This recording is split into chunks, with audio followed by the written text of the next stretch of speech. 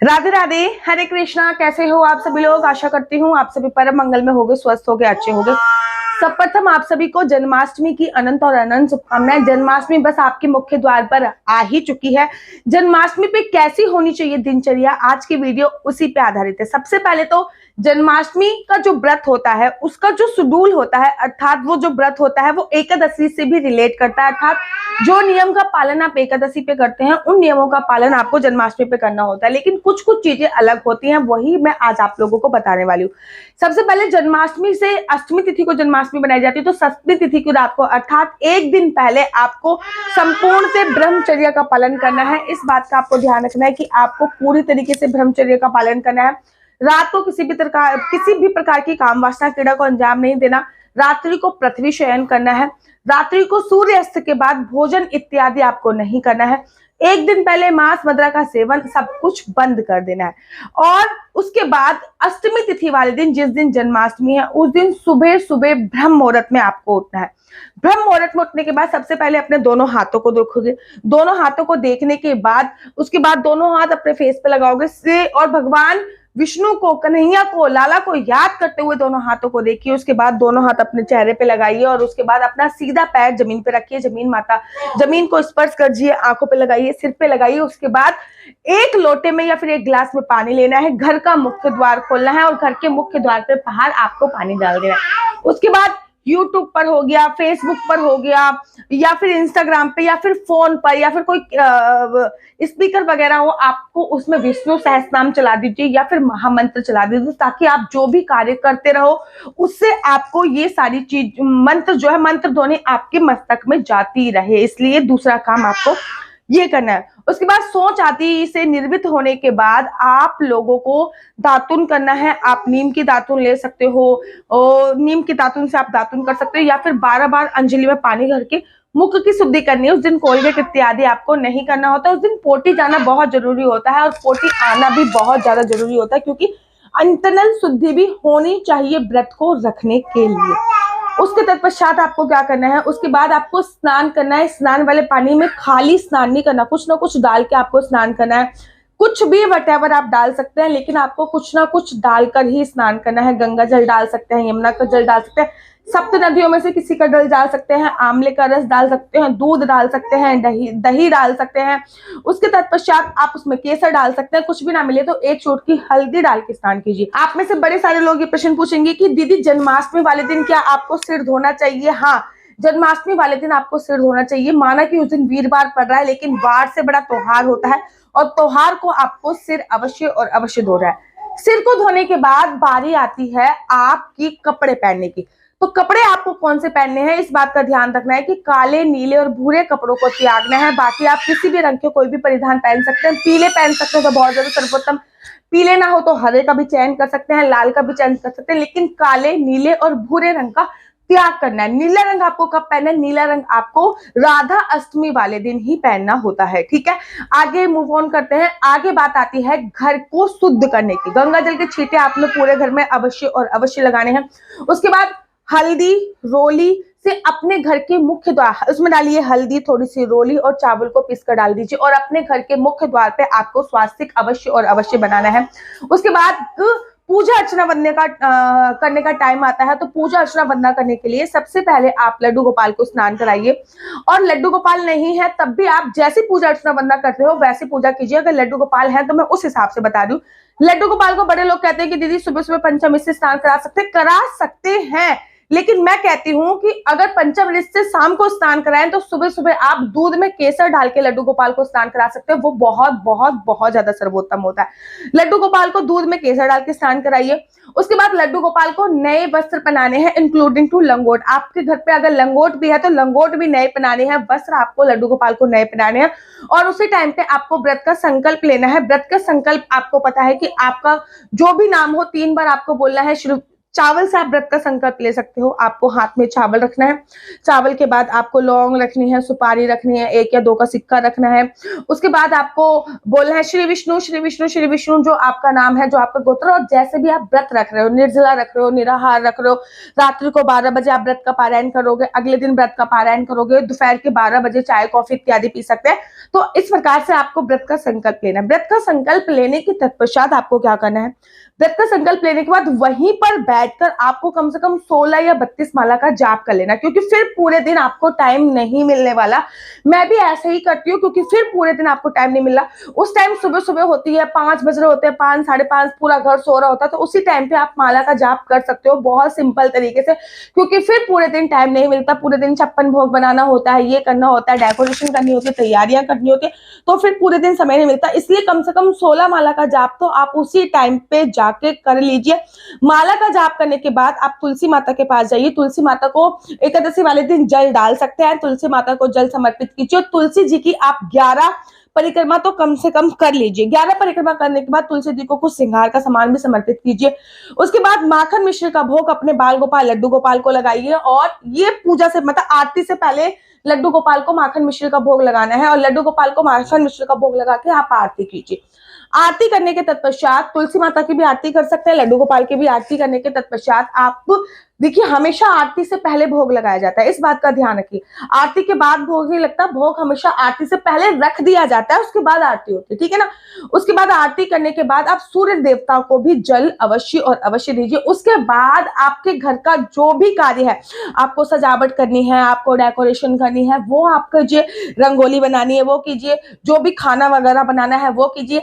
इस विशेष का ध्यान दीजिए कि व्रत उस दिन आपका है, लड्डू गोपाल का व्रत नहीं है, तो इसलिए लड्डू गोपाल को बीच बीच में कुछ ना कुछ खाने को आपको अवश्य और अवश्य देना है।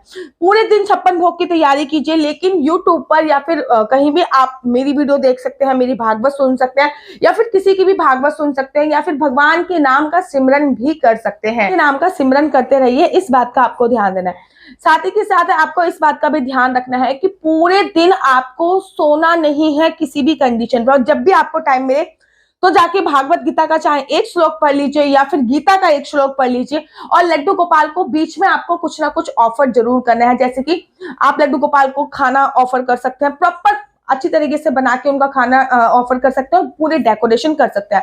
दोपहर के समय लड्डू गोपाल को सुलाइए, आपको नहीं सोना, क्योंकि लड्डू गोपाल लगभग पूरी रात जगने वाले हैं, तो लड्डू गोपाल को दोपहर के समय आपको सुला देना है, इस बात का ध्यान रखना है।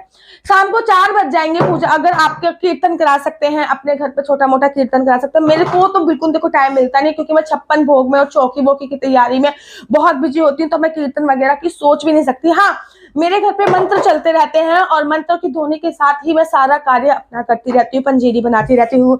यहाँ से बीच बीच में बातें करनी है, लाला के लिए शॉपिंग करने भी जा सकते हो, लाला के लिए बांसुरी लेके आ सकते हो, गैया लेके आ सकते हो, कछुआ लेके आ सकते हो, या फिर उनके कोई भी नए वस्त्र लेके आ सकते हो। कम बजट में चांदी की बांसुरी लेके आ सकते हो, चांदी की गैया लेके आ सकते हो, चांदी का तुलसी का पौधा लेके आ सकते हो। भगवान को क्या क्या चीजें उपहार में दे, उसके लिए ऑलरेडी यूट्यूब पर मेरी वीडियो है, लेकिन उनको कुछ ना कुछ आपको उपहार में अवश्य और अवश्य देना है। अभी नहीं देना तो छठी पे तो दे सकते हो, उनके लिए शॉपिंग कर सकते हैं। मतलब पूरे दिन जन्माष्टमी वाले दिन घर में एक उत्साह सा रहता है, वही रहना है आपको। दोपहर को सोना नहीं है। उसके बाद पूजा का, शाम की पूजा का वक्त हो जाएगा।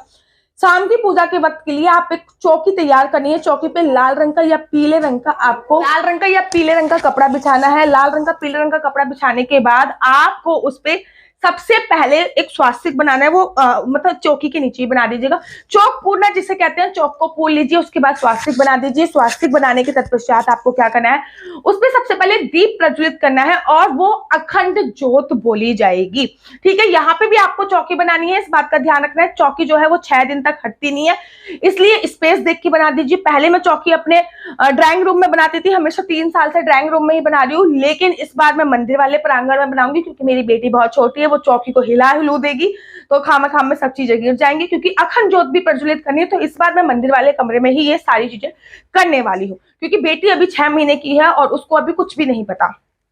उसके तत्पश्चात चौकी पे लाल रंग का या पीले रंग का कपड़ा बिछाइए और चौकी पे सबसे पहले अखंड ज्योत प्रज्वलित कर दिए। अखंड ज्योत कभी भी खाली प्रज्वलित नहीं की जाती। अखंड ज्योत के नीचे आपको सबसे पहले चावल इत्यादि कुछ भी चीज रखनी है, उसके ऊपर अखंड ज्योत प्रज्वलित करनी है। अखंड ज्योत प्रज्वलित जो होती है वो मनोकामना वाली ज्योत होती है, इसलिए तिल के तेल में थोड़ा सा घी डाल के ज्योत प्रज्वलित कर सकते हैं या फिर प्रॉपर घी की ज्योत भी प्रज्वलित कर सकते हैं। वो आपकी श्रद्धा के ऊपर निर्भर करता है। उस ज्योत में एक चुटकी माखन और थोड़ी सी मिश्री और थोड़ी सी हल्दी अवश्य डाल दीजिए। उस ज्योत को प्रज्वलित करते वक्त आपकी जो भी मनोकामना हो वो मनोकामना जरूर और जरूर बोलिए। उसके तत्पश्चात एक फूल लीजिए, फूल पे थोड़ा सा फूल पे थोड़ी सी आपको रोली लगानी है और अपनी मनोकामना बोलते हुए ये समझ लीजिए कि आपने ज्योत का पूजन अर्चन वंदन कर दिया। इस प्रकार से आप ज्योत का पूजन कर सकते हो। उसके बाद आपको एक कोने में एक कलश रखना है। उस कलश को भी 6 दिन तक हटाना नहीं है। वो कलश के नीचे भी आपको चावल इत्यादि कुछ रखने हैं या फिर सप्तदल रख सकते हैं या चावल रख सकते हैं। चावल को रखने के तत्पश्चात आपको उसके ऊपर लोटा रखना है। लोटे में आपको एक चांदी का सिक्का डालना है, सुपारी डालनी है, थोड़े सुपारी डालनी है, चांदी का सिक्का डालना है और उसमें आपको जल भर देना है। वो लोटा जो है वो भी 6 दिन तक नहीं हटेगा, इस बात का आपको ध्यान रखना है। उसके ऊपर लोटे को ढक दीजिए, लेकिन लोटे के ऊपर कोई दिया वगैरह नहीं जलाना होता। या तो लोटे को सिंपल ढक दीजिए या फिर 5 तरीके के आप वो लगाकर, क्या कहते हैं, 5 तरीके के पत्ते लगा के, पान के पत्ते हो गए या फिर अशोक के पत्ते हो गए, आम के पत्ते हो गए, वो लगाकर आप उसके ऊपर नारियल रख सकते हैं। उसके बाद भगवान की कोई भी प्रतिमा रख दीजिए या फिर भगवान का सिंहासन रख दीजिए। रात्रि के 10 बजे के आसपास लड्डू गोपाल को पूरे वस्त्र उतार दीजिए, इंक्लूडिंग टू उनकी लंगोट उतार दीजिए। एक टोकरी ले लीजिए, उस टोकरी को अच्छी तरीके से डेकोरेट कर लीजिए, उस पर फूल लगा दीजिए चारों तरफ और लड्डू गोपाल को उसमें सुला दीजिए और उसके पास एक खीरा रख दीजिए। या फिर आपके लड्डू गोपाल बहुत छोटे हैं जो खीरे के अंदर आ सकते हैं, तो आप ऐसा भी कर सकते हो कि लड्डू गोपाल को खीरे के अंदर कर दीजिए। एक कपड़े से या फूल से फिर उसको ढक दीजिए और उसको घर के एक कोने में, यहाँ पे भी पूजा हो रही है, घर के कोने में रख दीजिए और वह आपकी गर्भ गुफा बन जाएगी। लड्डू गोपाल आपकी कितनी भी आयु के हो, आपको ये काम अवश्य और अवश्य करना है। उसके तत्पश्चात आपको एक लोटा और तैयार करना है। वो लोटा क्या होगा? जल से भर देना है। ये आपकी पूरी तैयारी हो चुकी है। उसके बाद जो भी डेकोरेशन वगैरह है वो करनी है। पंचामृत के लिए सब कुछ रेडी करके रख लेना है, खुद भी रेडी हो जाना है। जब आप खुद भी रेडी हो गए, शाम की पूजा के लिए आपको दोबारा नहाना है, लेकिन दोबारा आपको सिर धो के नहीं नहाना, नीचे तक नहा सकते हैं, इस बात का ध्यान रखना है। उसके बाद जैसे ही 12 बज जाएंगे, अगर मौसम ठीक है तो चांद तो दिख जाएगा, अगर मौसम ठीक नहीं है तो गूगल या यूट्यूब पे देख लीजिए कि चांद निकलने का टाइम क्या है। जैसे ही चांद निकले, सबसे पहले चांद को अर्घ देने जाना है। चांद को अर्घ देते वक्त आपको दोनों हाथ अपने ऊपर करने, चांद को अर्घ देना। उस लोटे में से कुछ पानी आपको बचाकर लेके आना है, जो घर के मुख्य द्वार पे आपको छिड़कना ही छिड़कना है। उसके बाद चांद की 4 परिक्रमा करनी है, नीचे आना है। यहाँ पे आपके लड्डू गोपाल सो रहे हैं, उस लड्डू गोपाल को उठाना है। जो खीरा रखा हुआ था, उस खीरे के ऊपर का जो हिस्सा होता है उसको एक या 2 के सिक्के से काटना है। उसको काटने के बाद जो खीरे का नीचे वाला हिस्सा है वो प्रसाद स्वरूप सब में वितरण हो जाएगा। ऊपर वाला हिस्सा किसी भी गमला इत्यादि में डाल सकते हैं। उसके बाद लड्डू गोपाल को पंचामृत से स्नान कराना है। याद रखिए कि सबसे पहले आपको पानी से स्नान कराना है, फिर दूध से स्नान कराना है। उसके बाद सबसे पहले पानी से स्नान कराना है, फिर दूध से, मेरी बेटी थोड़ी परेशान कर रही थी नीचे, पानी से स्नान कराना है, फिर दूध से स्नान कराना है, फिर पानी से स्नान कराना है, फिर दही से स्नान कराना है, फिर पानी से स्नान कराना है, फिर घी से स्नान कराना है, फिर पानी से स्नान कराना है। और या तो फिर आप ये सारी सामग्री एक में मिला लीजिए। उसके बाद हल्के गुनगुने पानी से लड्डू गोपाल को स्नान करा सकते हैं। एक बात मैं आपको बोलूंगी, ये पंचामृत फिर संभाल के रख लीजिए। उसके बाद हल्दी वाले पानी से अपने बाल गोपाल लड्डू गोपाल को स्नान कराइए। उसके बाद गुनगुने पानी से भी अपने बाल गोपाल लड्डू गोपाल को स्नान करा सकते हैं। उसका बहुत ज्यादा चमत्कारी रिजल्ट है, बहुत ज्यादा चमत्कारी रिजल्ट है। नो बेटो, नो प्लीज नो। देखो जी क्या है, उसका बहुत ज्यादा चमत्कारी रिजल्ट होता है, बहुत ज्यादा। उसके तत्पश्चात आपको लड्डू गोपाल को नए वस्त्र पहनाने हैं। पहले इत्र लगा दीजिए, उसके बाद नए वस्त्र पहनाने हैं। उसके बाद लड्डू गोपाल को जो भी आपने भोग बनाया है, 56 भोग खाने के दीजिए और लड्डू गोपाल को झूले पे सबसे पहले विराजमान करना है। झूले पे थोड़ी देर के लिए झुलाना है और उसके बाद फिर सिंहासन पे बैठाना है, क्योंकि जब आप झूले पे लड्डू गोपाल को बैठाओगे तब आप भोग नहीं लगा सकते हो, क्योंकि झूले पे जब बाल गोपाल होता है तो भोग नहीं लगता है। लड्डू गोपाल को भोग में लगाने के लिए सिंहासन पे बैठाइए और सिंहासन बैठाने का लड्डू गोपाल को भोग लगाइए। भोग लगाने के बाद आप आरती इत्यादि कर सकते हैं। आरती करने के बाद बारी आती है आपको खुद का व्रत खोलने की। तो खुद का व्रत खोलने के लिए लड्डू गोपाल को, जो आपके घर पे रूल्स रेगुलेशन हो, अगर रात को 12 बजे के बाद